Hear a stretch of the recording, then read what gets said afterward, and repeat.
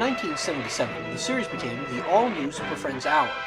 They would split the show into about 4 segments. The first part would showcase 2 of the main cast. This would be followed by a segment with the Wonder Twins. Oh right, the Wonder Twins. Apparently having non-superpowered sidekicks in a show about folks with superpowers didn't seem to click. So Wendy, Marvin, and Wonder Dog disappeared into cartoon limbo and were replaced with Zan and his sister Jaina. They were a pair of teenaged aliens from the planet Exor. How they came to join the Justice League was never explained. I suppose it could have been to get them training to be proper superheroes.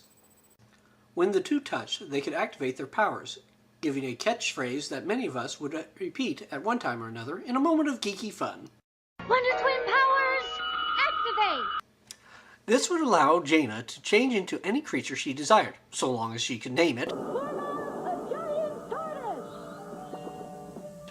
Zan could take on any form of water he chose, whether it be liquid, steam, or ice. Shape of an ice sled. Now, if you think Zan got the booby prize in the superpower lottery, I think I should point out that he wasn't limited in the amount of water he could turn into.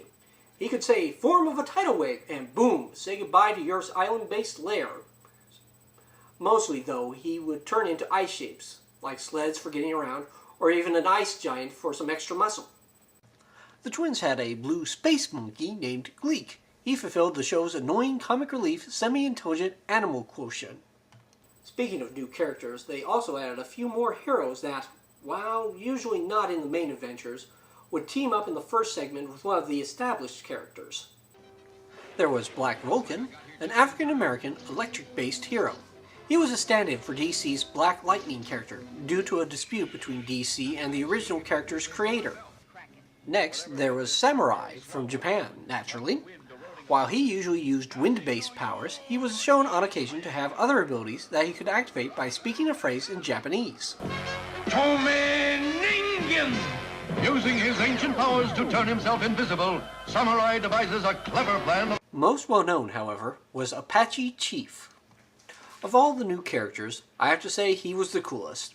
Okay, yes, he did suffer from some of the stereotypes that we foist on to Native Americans, but his power was something every kid would have loved to have.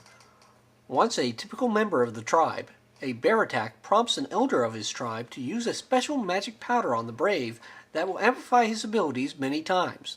Now, when he uses the phrase,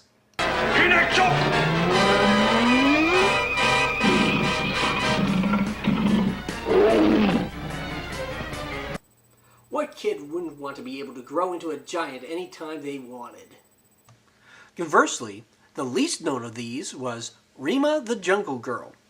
Basically a distaffed version of Tarzan with better language skills. She only showed up in 3 episodes. Is it wrong that I wouldn't mind seeing her in a few more episodes, even if she was just hanging around the Hall of Justice? In 1978, the program changed again, this time with The Challenge of the Super Friends. While technically this was just the second half of a revamped version of the all-new Super Friends, the fact that it had its own full-blown title sequence gave the general feeling that it was a standalone series. In these adventures, 13 of the Super Friends' personal villains joined forces to combat the Justice League. Together they made up the Legion of Doom. They were led by Superman's arch-villain, Lex Luthor, criminal mastermind. He was joined by the slow-witted, reanimated muscle man, Solomon Grundy, Undersea's menace, Black Manta, Sinestro, who wielded a yellow power ring, the well-known Riddler, the Scarecrow, who was almost unknown at the time, Captain Cold and Gorilla Grodd, who are from the Flash's Rogues Gallery, Superman's backwards and imperfect duplicate, Bizarro, super-intelligent android, Brainiac, and the insane Toyman. The final 2 members are the only female members of the Legion of Doom, Giganta and Cheetah. One might think that Giganta was created specifically to battle Apache Chief, and in fact the series rewrites her origin story to link her to him. However, she was originally a classic, if little used, villain of Wonder Woman. She was, in those stories, originally an ape that was artificially evolved into the beautiful but menacing strong woman, called Giganta. She was an ape? Somehow I think I can look past that. Chitara is another Wonder Woman villain, a bit better known. Dressed in a skin-tight cheetah costume, she was both attractive as well as deadly. In one episode, we get to not only see her disguised in a simple dress, but also in Wonder Woman's own costume. The writers had the vision to see what would become known as fan service.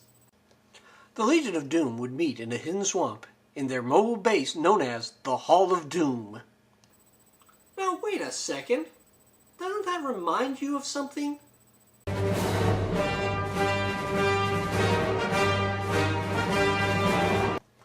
While they were still trying to keep the violence down, you now had the heroes actually battling villains.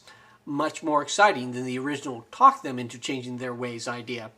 Of course, these guys were bad, no questions about it, and deserved to be caught. Of course, they would have to escape at the end, so that they could come back next Saturday morning with another evil plan. Any and all resistance to the Legion of Doom will crumble.